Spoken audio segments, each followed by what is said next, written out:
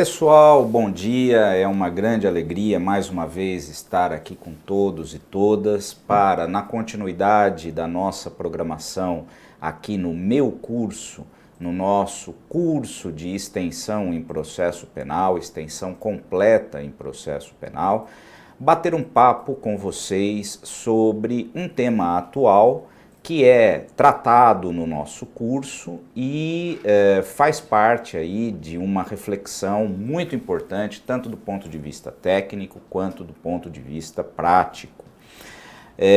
No nosso encontro de hoje, nós vamos conversar sobre o conteúdo do julgamento do recurso extraordinário 106.7392, que teve como relator o ministro Gilmar Mendes, e este recurso toca num tema que é historicamente fundamental dentro da estrutura do Tribunal do Júri, mas não apenas do Tribunal do Júri, que é o aprofundamento da cognição no juízo de admissibilidade e o emprego de uma expressão que para muitos aparece com o nome de, entre aspas, princípio denominado indúbio pro societate.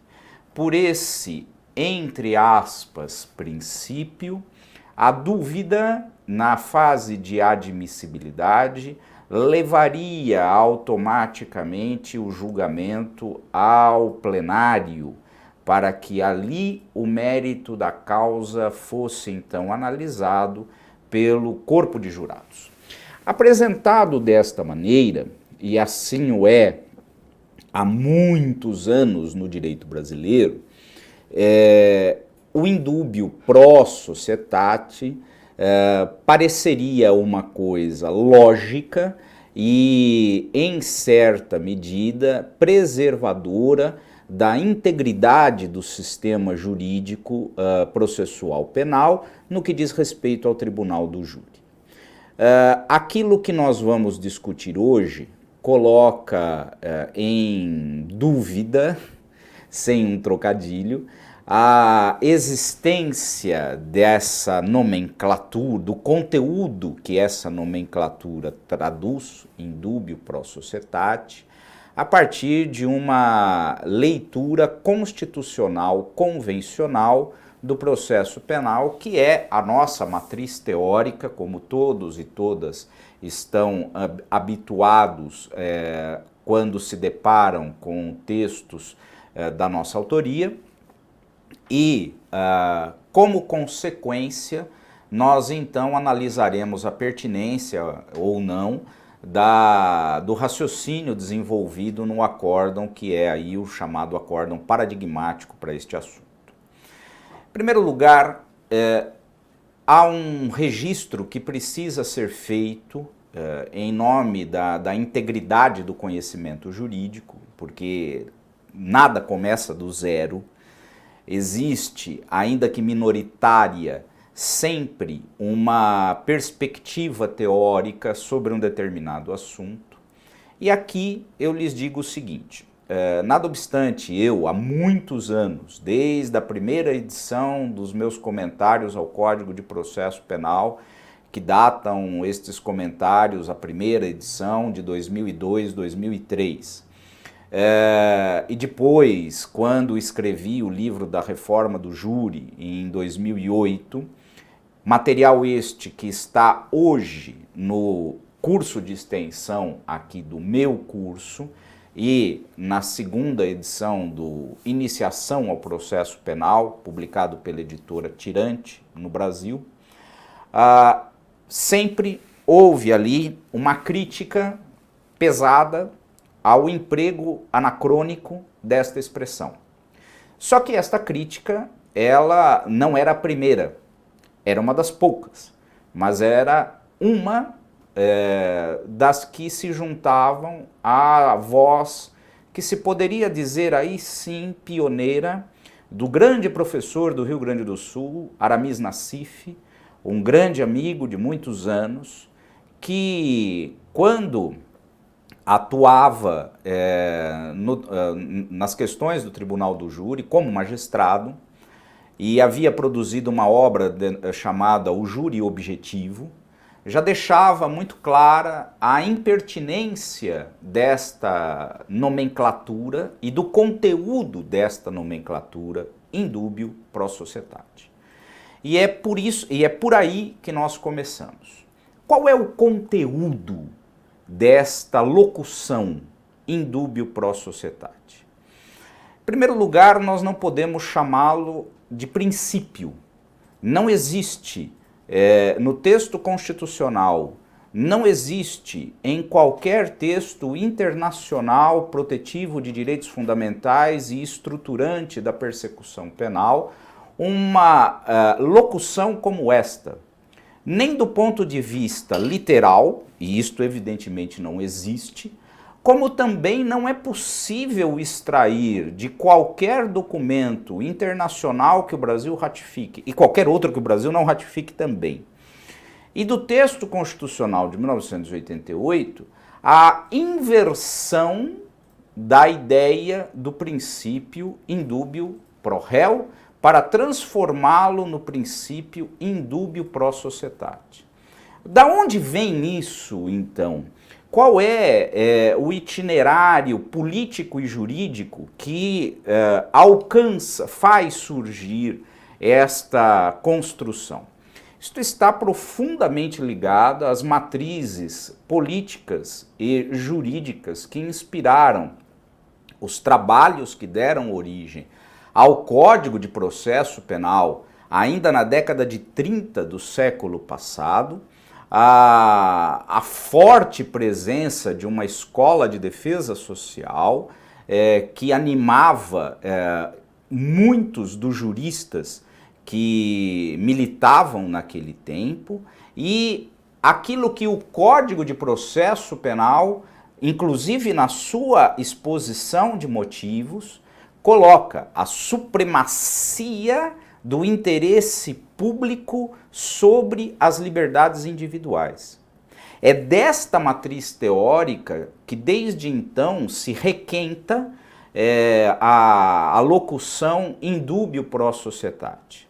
E se ela podia manter algum grau de existência até a Constituição de 88, após a Constituição de 88, nós então não podemos de maneira alguma abraçá-la de uma forma irrestrita. Por quê? Se nós estamos falando do indúbio pro societate hoje, no que diz respeito à estrutura do júri, é preciso lembrar que essa mesma locução é usada em outros momentos do processo penal. Por exemplo, antes da reforma de 2008, portanto 20 anos depois da entrada em vigor da Constituição, ainda se falava de uma maneira explícita e despudorada do indúbio pro societate no recebimento da denúncia. Na execução penal existe uma literatura muito ortodoxa, ainda que utiliza em demasia a ideia deste, entre aspas, princípio na avaliação da concessão de progressões de regime ou outros benefícios previstos na LEP para a pessoa que está submetida à execução ao longo do processo de execução. Então, portanto, não se trata de algo restrito ao júri e por trás desta expressão, está, portanto, a ideia da supremacia, da primazia do interesse público sobre os direitos e garantias fundamentais. O que o acórdão mencionado, que serve para nós hoje como paradigma, em primeiro plano, deixa claro é que não existe em qualquer base normativa e em qualquer base teórica consistente com a estrutura constitucional convencional amparo a esta locução. E aqui eu vou dando o bom dia para o pessoal que está nos seguindo hoje. Em primeiro plano, aqui, entre outros tantos colegas, a Renata Ferreira, que está conosco. Bom dia, Renata. Espero que aproveite bastante aí as nossas discussões e a extensão em processo penal.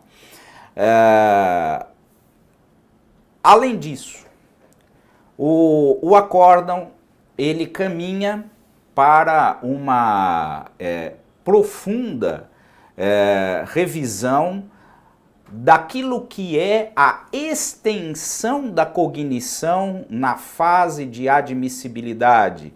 E também aí o nosso bom dia para todos os demais que estão chegando, entre eles o José Ivaldo, que também está acompanhando aqui conosco. Ora, quando o acórdão clama pela necessidade da revisão de um modo de encarar a cognição probatória na fase de admissibilidade, o acórdão efetivamente dá um salto qualitativo na análise de um momento muito delicado da estrutura bifásica do tribunal do júri. Por quê? E aqui eu quero acrescer, dando também o bom dia ao Daniel Pangardi, que está chegando aí conosco, eu quero acrescer algumas informações ao conteúdo do acórdão. Por que esta fase é delicada? Porque, na verdade, desde a reforma do júri em 1841, nós excluímos como juiz natural da admissibilidade o juiz leigo. Até 1841, de 1832 a 1841, a fase de admissibilidade era também efetuada por um conselho de jurados. E aí é jurado mesmo, porque mulher não podia participar.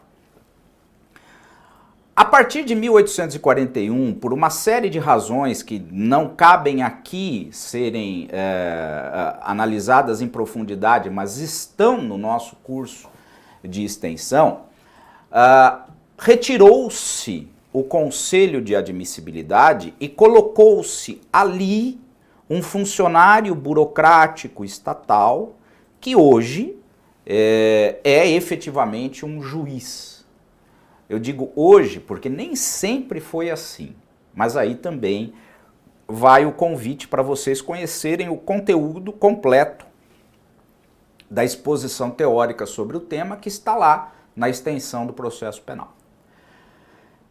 Quando houve, portanto, a separação entre um juízo de admissibilidade que é técnico, e, portanto, não é o juiz natural, porque o juiz natural do júri não é o julgador técnico. E o juízo popular que ficou, então, restrito ao mérito, surgiu desde aquele momento, um grande problema. Qual é o grau de cognição que o juiz técnico está limitado a seguir quando ele analisar se o caso deve ou não deve ser levado a conhecimento do Conselho de Sentença. E aqui eu quero saudar o Akira, que nos escreve desde o Japão. Então, hi Akira, o meu japonês é péssimo, mas quem sabe eu possa me atrever a lhe dizer konnichiwa. E a Janaína, que está conosco também aqui, acompanhando o nosso curso. Ora, quando essa clivagem, essa separação existiu, desde 1841, nós tivemos de enfrentar um assunto que é até onde o juiz da admissibilidade pode ir ou não pode ir. A nossa herança cultural no processo penal é uma herança inquisitiva. Dessa herança inquisitiva vem uma maneira de encarar o processo que é postergar ao máximo a duração do processo, porque no modelo inquisitivo de processo, o próprio processo é uma sanção, a existência do próprio processo é uma sanção. E com esse espírito cultural, aliado a uma série de visões políticas e técnicas, como eu disse, da Escola da Defesa Social, por exemplo, qual foi a maneira natural do desenvolvimento do juízo de admissibilidade? Deixa-se tudo para que seja julgado pelo Conselho de Sentença, inclusive aqueles, vou usar aqui uma expressão, caso penal, essa expressão também não é minha, lá na extensão de processo penal vocês encontram onde está a origem desta expressão. Casos penais que não teriam a menor subsistência, o menor lastro probatório e que acabam sendo levados para julgamento em sessão plenária pela acomodação técnica, cultural, política desta nomenclatura indúbio pró-sociedade. E aí vamos dar também o nosso bom dia ao Márcio, que está chegando aqui conosco, né? Espero que todos e todas estejam aproveitando bastante aí essa breve reflexão.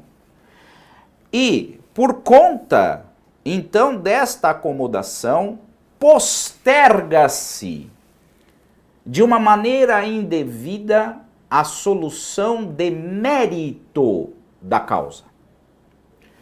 Ora, o que o acórdão que nós estamos trabalhando hoje como paradigmático faz é chacoalhar esta visão tradicional com uma leitura constitucional convencional do assunto. O acórdão não diz explicitamente isso que eu vou colocar agora, mas todos os seus argumentos levam a isto. Não é possível manter-se uma persecução penal por mais tempo do que aquilo que o acervo cognitivo autoriza que seja a duração desta persecução. A dizer, se eu tenho elementos probatórios que se inclinam de uma maneira, ainda que, como diz aí o próprio acórdão, levemente preponderantes para uma solução de mérito, desde já, favorável à pessoa submetida à persecução. E aí, Dayana, bom dia para você também, obrigado por nos acompanhar. A pessoa submetida à persecução, este resultado precisa ser alcançado. Donde, portanto, não termos a possibilidade de nos valer desta nomenclatura que em si não tem qualquer conteúdo constitucional ou convencional do indúbio pró-sociedade. O acórdão vai terminar com uma afirmação sobre a impronúncia.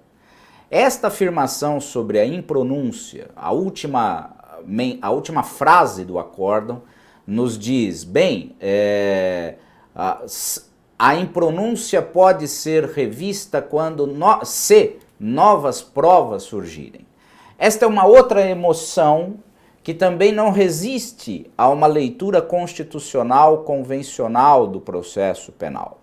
Mas este tema em específico nós vamos desenvolver numa outra live, e para aqueles e aquelas que estiverem acompanhando o curso de extensão, nós temos aí largas discussões a respeito sobre a impertinência da ideia de impronúncia no modelo constitucional convencional.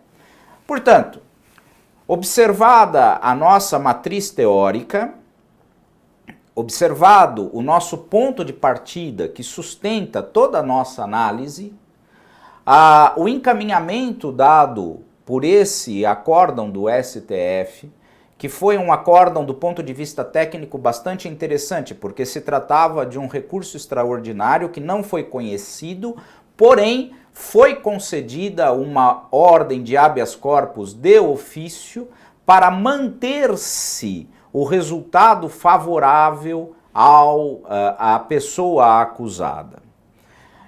Esse acórdão é hoje, passados quase 31 anos da entrada em vigor da Constituição, a primeira manifestação eloquente do Supremo Tribunal Federal sobre um assunto que, mesmo depois de 31 anos da Constituição, continuava sendo lido de uma maneira totalmente contrária à estrutura constitucional convencional. Qual é o resultado prático disso?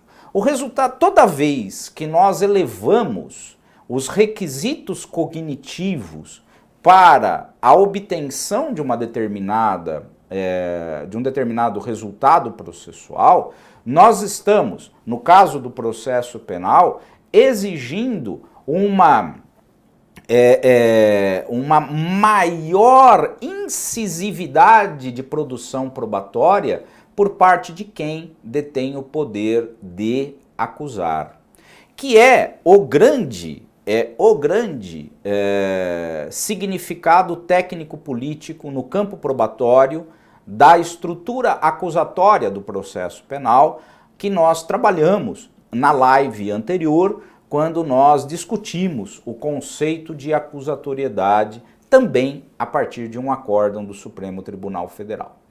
Logo, logo, nós vamos então ter uma próxima live no dia 29, aí será uma programação especial, bem cuidada e bem trabalhada, para que todos e todas possam desfrutar aí de grandes reflexões sobre temas contemporâneos do sistema penal. Então, eu agradeço todos e todas que nos acompanharam. Esta live ela tem uma duração de 25 a 30 minutos e espero que vocês possam realmente usufruir da nossa extensão em processo penal com uma carga muito grande de temas, referências doutrinárias, referências jurisprudenciais, a fim de que vocês se atualizem no processo penal. Obrigado e até a próxima.